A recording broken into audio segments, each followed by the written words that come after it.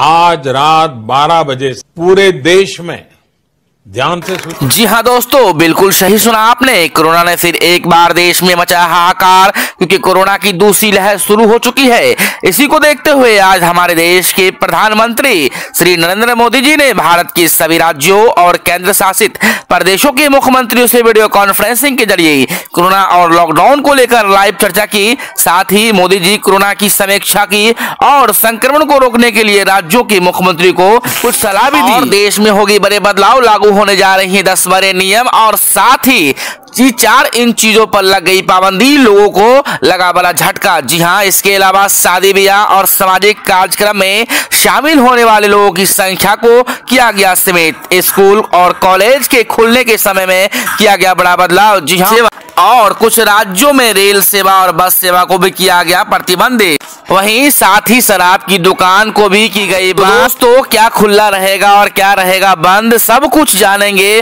को मिलेगा। इसके अलावा गरीब, महिला और किसान और छात्र छात्राओं और आम आदमी को लिए इस वीडियो में बड़े काम की और फायदे की खबरें हैं। तो दोस्तों, स्वागत है इस न्यूज चैनल पर। टुडे ब्रेकिंग न्यूज की 10 बड़ी खबरों को लेकर हाजिर है। तो चलिए जानते हैं खबरों को। वही दोस्तों, अगली बड़ी खबर में देश भर में लगेगा लॉकडाउन, कोरोना के बिगड़े हालात पर वित्त मंत्री सीतारमण ने दिया बड़ा बयान। जी हां दोस्तों, वित्त मंत्री निर्मला सीतारमण ने मंगलवार को साफ किया कि सरकार व्यापक स्तर पर लॉकडाउन नहीं लगाएगी और महामारी की रोकथाम के लिए केवल स्थानीय स्तर पर नियंत्रण के कदम उठाए जाएंगे। देश में कोरोना वायरस के बढ़ते मामलों के बीच उन्होंने ये बात कही। विश्व बैंक समूह के अध्यक्ष डेविड मालपास के साथ ऑनलाइन बैठक में सीतारमण ने भारत के विकास के लिए और अधिक कर्ज सुविधा की गुंजाइश बढ़ाने के लिए विश्व बैंक की पहल की सराहना की। वित्त मंत्रालय ने ट्विटर पर लिखा कि वित्त मंत्री ने कोरोना वायरस महामारी के फिर से फैलने के रोकने के लिए 5 सूत्री रणनीति, जांच, पता लगाना, उपचार करना, टीकाकरण और कोविड-19 को फैलाने से रोकने के लिए उपयुक्त आचरण समेत भारत की तरफ से उठाए गए कदमों को साझा किया। उन्होंने कहा कि दूसरी बार संक्रमण की तेजी से फैलने के बावजूद हमारा यह स्पष्ट रुख है, हम व्यापक स्तर पर लॉकडाउन लगाने लगी। पिछले साल जैसी तस्वीर, फिर से ट्रेनें, बस और ऑटो से घर चल दिए मजदूर। जी हां दोस्तों, कोरोना के आतंक के फिर से पैर पसारने और लंबे वक्त के लिए लॉकडाउन लागू होने के डर से एक बार फिर प्रवासी कामगारों ने घर लौटना शुरू कर दिया है। बड़ी तादाद में प्रवासी कामगार देश भर से निवास स्थानों की ओर रवाना हो रहे हैं। पलायन के इन दृश्यों ने पिछले साल की यादें ताजा कर दी है, जब महामारी की रोकथाम के लिए लागू पहले राष्ट्रव्यापी लॉकडाउन के दौरान हजारों प्रवासी कामगार सड़कों पर नजर आए। चश्मदीद के मुताबिक साल भर के अंतराल के बाद प्रवासी कामगारों की गाड़ियां सड़कों पर एक बार दिखाई दे रही हैं। इनमें मोटरसाइकिल से लेकर मिनी ट्रक और काले व पीले रंग के ऑटो रिक्शे शामिल है। अपने ऑटो रिक्शों से मुंबई से उत्तर प्रदेश के बलिया जा रहे राम शरण सिंह 40 ने बताया कि मुंबई में कोरोना वायरस संक्रमण बुरी तरह बढ़ गया है। पिछले साल की तरह इस बार भी लंबा लॉकडाउन लग गया है, तो वहां हमारे लिए रोजी रोटी का संकट हो जाएगा, इसलिए हम घर लौट रहे हैं। तो वही भारत में तेजी से फैल रहा कोविड का नया स्ट्रेन, जानिए कितना खतरनाक है। भारत में करीब 12 राज्य नए वेरिएंट की चपेट में है। ये वेरिएंट पहले से ज्यादा आक्रामक और घातक माना जा रहा है। इस स्थिति से निपटने के लिए सरकारें परेशान है और कोशिश कर रही है इसे काबू किया जाए। भारत में कोरोना वायरस के मामले लगातार बढ़ रहे हैं। भारत में नए वेरिएंट की पहचान दिसंबर 2020 में हुई थी। महाराष्ट्र में 230 लोगों में यह वेरिएंट पाया गया था। वही वर्तमान समय में स्थिति और ज्यादा खराब हो चुकी है, क्योंकि अपने चरम सीमा पर है। लेकिन हमें वास्तव में कितना परेशान होना चाहिए? क्या डबल म्यूटेंट वायरस ब्राजील के कोविड संस्करण की तरह है? ऐसे कई सवाल है जो मन में आने लाजमी है। नए स्ट्रेन को डबल म्यूटेंट वायरस क्यों कहा जाता है? वर्तमान में इस वायरस ने भारत में लाखों जिंदगी निगल ली है। वो डबल म्यूटेंट है, वायरस के अन्य परिवर्तन की तरह है। उत्परिवर्तन वायरस के अनुवांशिक कोड में अंतर होता है, जिसे ACE2 प्रविष्ट रिस्पेक्ट में तेजी से संलग्न करने की अनुमति देती है। इसके सबसे ज्यादा डरावना 2 वायरस म्यूटेशन के चिन्ह बनाते हैं।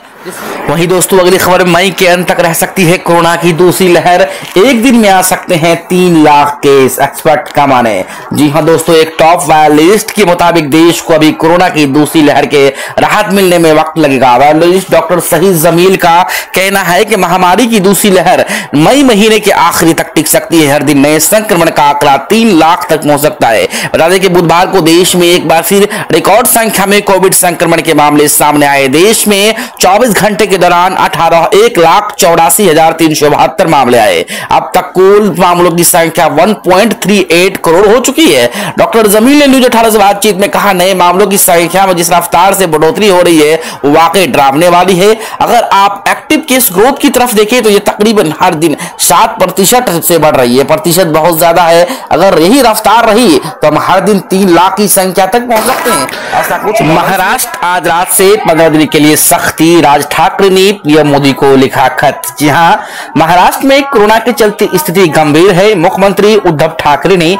राज्य में 15 दिनों के कर्फ्यू की घोषणा की है। इस बीच एमएनएस अध्यक्ष राज ठाकरे ने प्रधानमंत्री नरेंद्र मोदी को पत्र लिखकर राज्य की स्थिति पर चिंता व्यक्त की।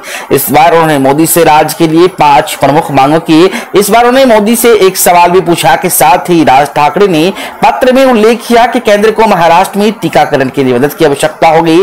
राज ठाकरे ने पत्र में कहा, कोविड की शुरुआत के बाद से महाराष्ट्र को सबसे अधिक नुकसान उठाना पड़ा। देश में पहले मरीजों में से कुछ महाराष्ट्र में पाए गए थे, तब से महाराष्ट्र में सबसे अधिक मरीज और दुर्भाग्य से सबसे अधिक मौतें हुई।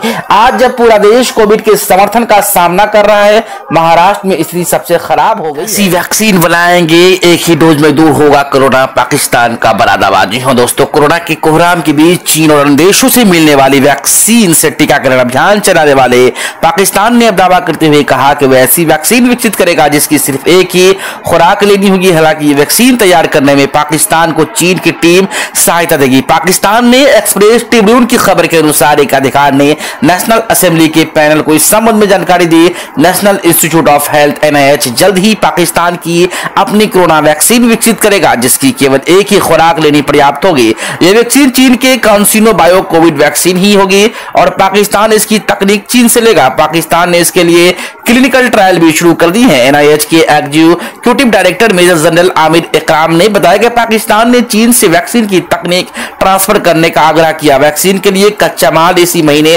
पाकिस्तान पहुंच जाएगा। चीन की एक भी टीम पाकिस्तान। वहीं दोस्तों, अगली खबर में 48 घंटे में मिले 1000 कोरोना पॉजिटिव। 2 हफ्ते पहले आज खत्म हो सकता है कुंभ मेला। जी हां दोस्तों, उत्तराखंड के हरिद्वार में चल रहा कुंभ मेला 2 हफ्ते पहले आज खत्म हो सकता है। सूत्रों का कहना है कि उत्तराखंड सरकार और धार्मिक नेताओं के बीच चर्चा के बाद यह फैसला लिया गया है। गंगा नदी के तट पर होने वाले वार्षिक कार्यक्रम में नदी में डुबकी लगाने के लिए हजारों की संख्या में लोग पहुंचे हुए हैं। इसमें देश भर में कोरोना के मामले बढ़ाने को लेकर चिंता बढ़ा दी है। वहीं हरिद्वार में बीते 48 घंटे के दौरान 1000 लोग कोरोना संक्रमित पाए गए। आज सुबह साधु और भक्तों की बड़ी भीड़ में शाही स्नान के लिए मुख्य घाट हर की पौड़ी में डुबकी लगाई। इस सप्ताह भर में चलने वाले कार्यक्रम का तीसरा प्रमुख स्नान था। राष्ट्र का कहना है कि दोपहर 2 बजे तक 9,43,452 श्रद्धालुओं ने गंगा में डुबकी लगाई। वहीं दोस्तों, अगली खबर में लॉकडाउन का भय। महाराष्ट्र से ऑटो टैक्सी से यूपी जाने लगे हैं प्रवासी। जी हां दोस्तों, महाराष्ट्र में कोरोना संक्रमण के बढ़ते प्रकोप के बीच लॉकडाउन लगने के भय से अब ऑटो और टैक्सियों का रेल भी उत्तर प्रदेश की ओर रवाना शुरू हो गया है। पिछले साल कोरोना काल में 3 महीने ट्रेन बंद थी, इसलिए लोग अपने ऑटो टैक्सी से गाँव चल पड़े थे। इस बार ट्रेन में कन्फर्म टिकट की मारामारी है। इसके कारण लोग अपने ही काले पीले वाहन से गाँव जाने के लिए विवश है। घर वापसी कर रहे लोगों का कहना है कि सरकार का भरोसा नहीं, ऐसे में कोई दुश्वारी मोल नहीं लेना चाहते। मुंबई के सांता क्रूज स्थित गोलीबारी इलाकों से सैकड़ों ऑटो टैक्सी चलाने गांव का रुख कर दिया है। गोलीबारी में रहने वाले ऑटो चालक हरिश्चंद्र यादव, चंद्र प्रकाश यादव, फूलचंद्र और मूलचंद्र यादव अपने ही ऑटो से सपरिवार प्रतापगढ़ अपने गांव चल दिए हैं। वहीं कांग्रेस नेता अविनाश कांबले बताते हैं कि वर्ली नाका टैक्सी वालों से लगभग खाली हो चुका है। जो अभी तक नहीं जा सके वो भी गांव जाने की तैयारी में। खार रोड के पास रहने वाले राजेंद्र तिवारी दीननाथ पाठक टूरिस्ट कंपनी में अपनी गाड़ी चलाते हैं थे, लेकिन लॉकडाउन की भय से गांव निकल पड़े हैं। इसी तरह ठाणे के वागले स्टेट में गाजीपुर के श्रवण यादव और दंगल यादव भी अपने ऑटो में सवार होकर। वहीं दोस्तों, अगली खबर में SBI सिर्फ 156 रुपये कराएगा आपके कोरोना का इलाज, मिलेगा 2 लाख की मदद। जाने क्या है प्लान। देश भर में इन दिनों कोरोना तेजी से बढ़ रहा है। ऐसे में अगर आप भी कोरोना पीड़ित है और इलाज के खर्च को लेकर परेशान है तो आप बिल्कुल भी टेंशन लेने की जरूरत नहीं। देश का सबसे बड़ा सरकारी बैंक SBI आपको कोरोना के खर्च के लिए खास स्कीम लेकर आया है, जिसमें आप सिर्फ 156 रुपये में उठा सकते हैं। बता दें कि बैंक की इस स्कीम का नाम कोरोना रक्षक पॉलिसी। आइए आपको इसके बारे में डिटेल बताते हैं। एसबीआई कोरोना रक्षक पॉलिसी के बारे में जरूरी बातें। एसबीआई कोरोना रक्षक पॉलिसी एक स्वास्थ्य बीमा सुरक्षा योजना भारतीय स्टेट बैंक की कोविड पॉलिसी बिना किसी मेडिकल टेस्ट की जारी होती है। यहाँ आपको 100% का कवर मिलेगा। कोरोना रक्षक पॉलिसी खरीदने की न्यूनतम आयु 18 वर्ष है। कोरोना रक्षक पॉलिसी में न्यूनतम प्रीमियम 156 रुपए और अधिकतम 2230 रुपए का भुगतान किया जा सकता है। स्टेट बैंक की कोरोना रक्षक पॉलिसी में 105 दिन, 195 दिन और 285 दिन की अवधि है। पॉलिसी की न्यूनतम 50,000 और अधिकतम 2,50,000 रुपए का कवर मिलता है। 50,000 रुपए का कवर पाने के लिए 57 रुपए का भुगतान करना होगा। ग्राहक कोरोना पॉलिसी के बारे में अधिक जानकारी के लिए 022-275-99908 पर मिस्ड कॉल देकर ले सकते हैं। एसबीआई कोरोना रक्षक पॉलिसी की मुख्य विशेषता है कि ये सिंगल प्रीमियम रेंज में दी जाती है।